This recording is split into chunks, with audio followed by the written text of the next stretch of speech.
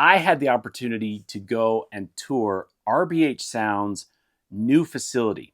They recently moved to a new warehouse and they have set up multiple demo rooms. So there were 4 demo rooms as well as the 33-inch subwoofer. That thing is an absolute beast. So to start off, Kenny took us into their lifestyle theater. This is a kind of like tiny theater. It's a room that is 13 feet by 13 feet, which is not much bigger than the tiny theater I have here in my house, which also has all RBH speakers in it. So this one, we wanted it to kind of be a lifestyle room, which is really basic. So we got a 3-channel passive sound bar. It's our Impression 56SB, which has the dual woofers and the single fabric dome tweeter. Oh, okay. And then we've got the 55W Impressions in the rear for the rear surrounds. And then we've got a couple of VM615s for Atmos channels. Okay. And then a singular signature 12 sub. So what is that, a 5.1.2? Yep. Sound right? Yep. Okay. As basic as it gets. Kenny explained that this is a 5.1.2 setup. So it's not that I had low expectations, because I'm always impressed when Kenny shows me any of his setups. But at the same time, I was not expecting it to be as good as it is. He cranked up a demo scene. First, we watched the scene from Dune, the rescue scene with the worm and everything. And then we also watched the flyover scene in Ford versus Ferrari. I got to tell you, it's only a 5.1.2, but it sounded amazing. And not only that, but the speakers that they have in that demo room are actually from their entry-level lineup. So these aren't even like the high-end RBH speakers. These are just their basic entry-level speakers. They sounded absolutely incredible. The subwoofer was just the signature 12P. This is a 12-inch sub. It is ported, but it's just a 12-inch sub, and it had that room absolutely rocking. The tactile response from that sub, I mean, we felt it, and it was shaking the room.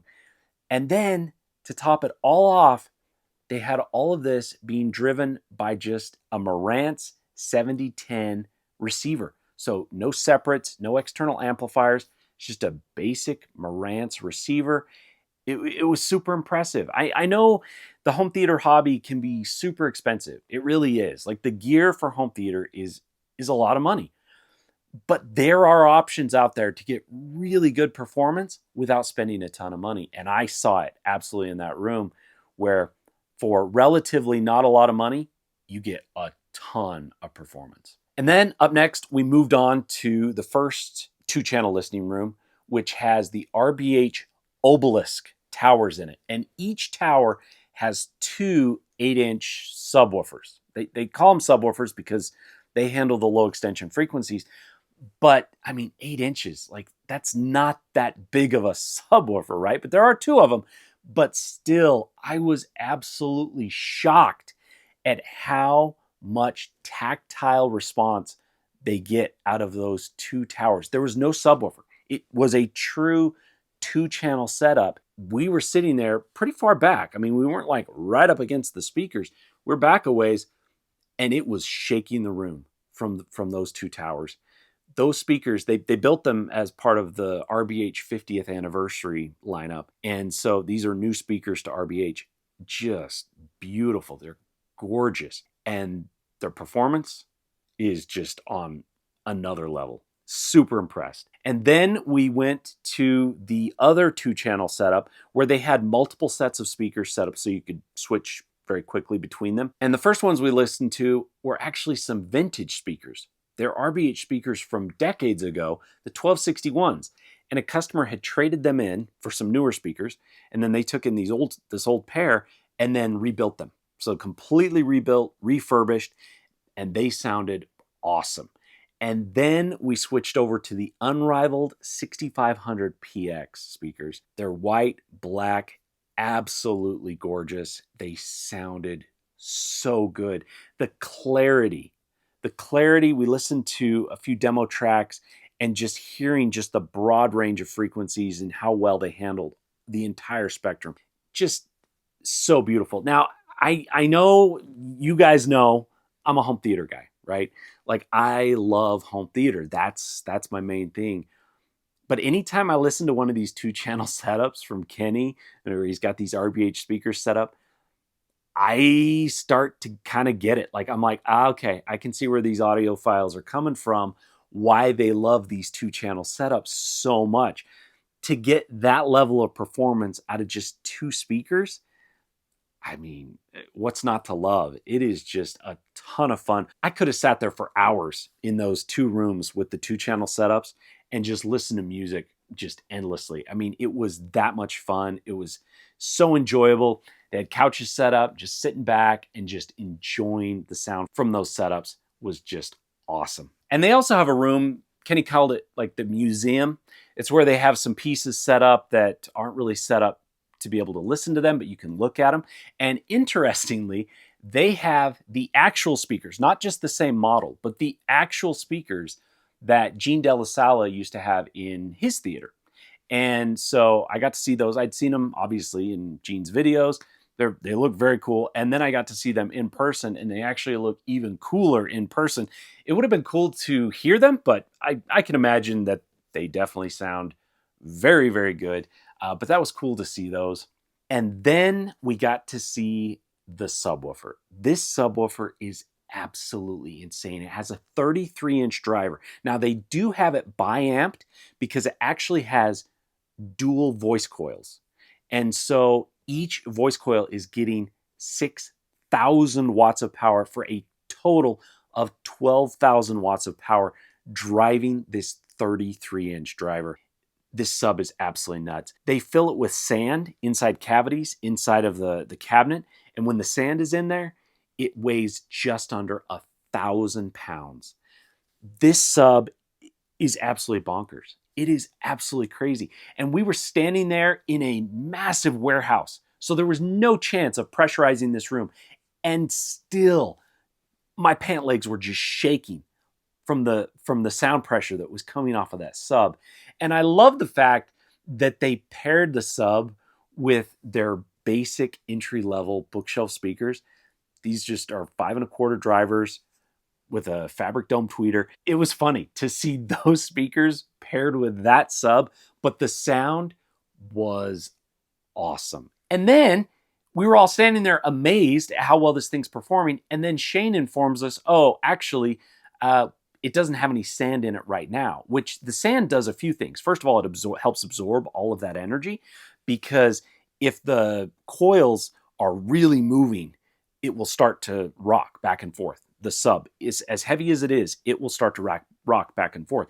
And so they fill those cavities with sand to help dampen the sound, but also to add ballast so that it doesn't rock back and forth. And during the demo, it actually didn't have any sand in it. He told us this after multiple demo tracks. He's like, oh yeah, by the way, there's no sand in it, and so I'm not actually able to push it as hard and as far as it actually is capable of going. So you combine the fact that they had to dial it back because it didn't have sand in it, and we were in this massive warehouse, so no chance of pressurizing the room. And still, that thing was absolutely blowing us back with the force that it was putting out. Yeah, so the 33 is, of course, our biggest and baddest subwoofer. But when I say bad, it's just in terms of how you feel after you've felt the gut punch that it can give you. But honestly, it's the cleanest, lowest distortion, tightest, most accurate sub too. I mean, maybe you've sort of followed what we've done in developing this product. The whole goal with even the 21 and now the 33 was to have the same sonic characteristics in terms of performance that our 12 has.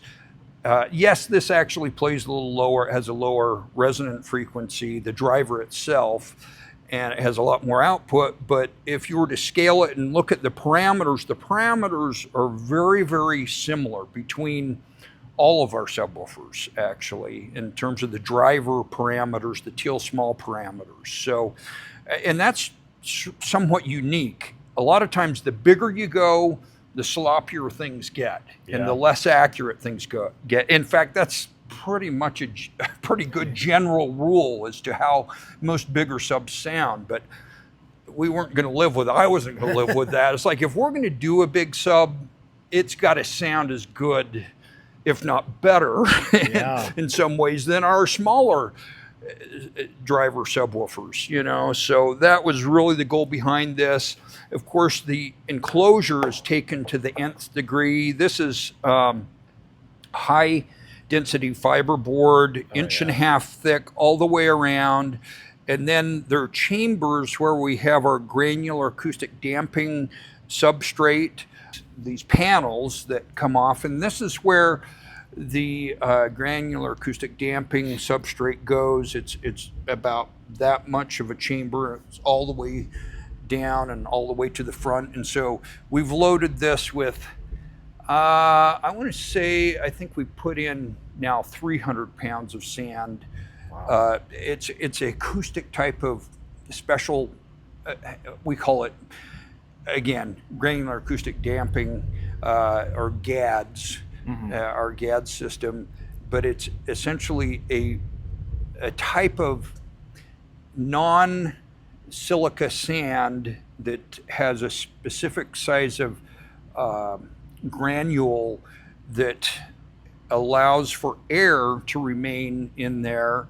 And of course, it's adding mass, but the main thing it does is it dissipates energy at low frequencies.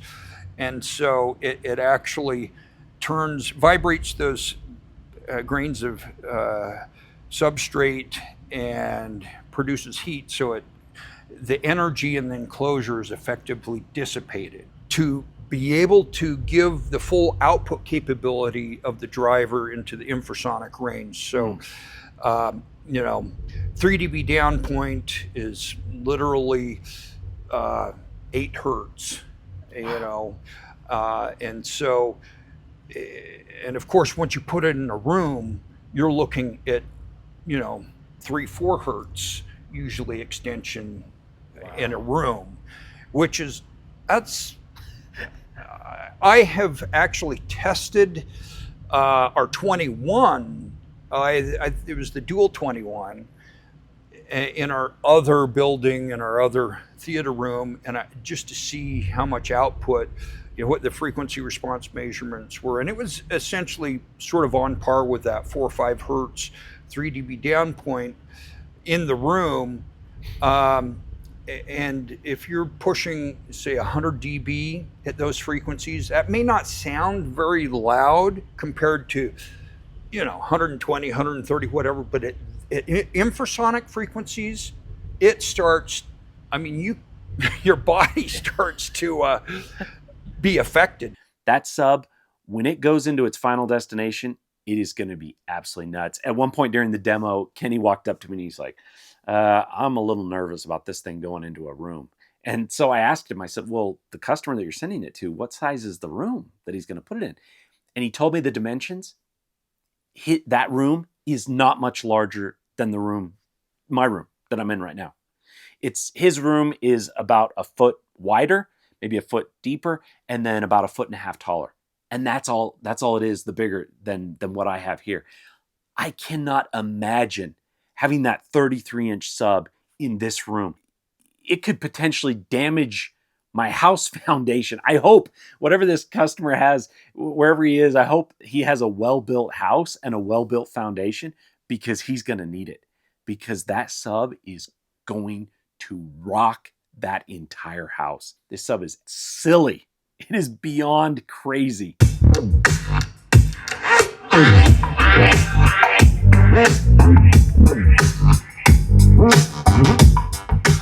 So that was a ton of fun seeing that sub. And then we got to go into their full-on theater demo room. And this one, my gosh, this room was absolutely just incredible. It's so awesome. It's not often that I experience a demo room where I'm just like, wow, I am really jealous of this room. I want this room. This is one of them. It is absolutely one of them. So for their LCRs, they have the RBH 821s. So they're the on-wall speakers with two 8-inch drivers and a tweeter. And they had those all the way around. So they have those for the LCRs, their wides, their surrounds, and their rears. And then for the heights, I can't remember what model they told me they had for their in-ceiling speakers. But for their subs, this is where it gets just beyond comprehension. For their subs, they had two 21-inch subs at the front of the room. In addition to that, they had 6 dual 12-inch subs. So that means 6 subwoofers, but there were 2 drivers, 2 12-inch drivers per sub.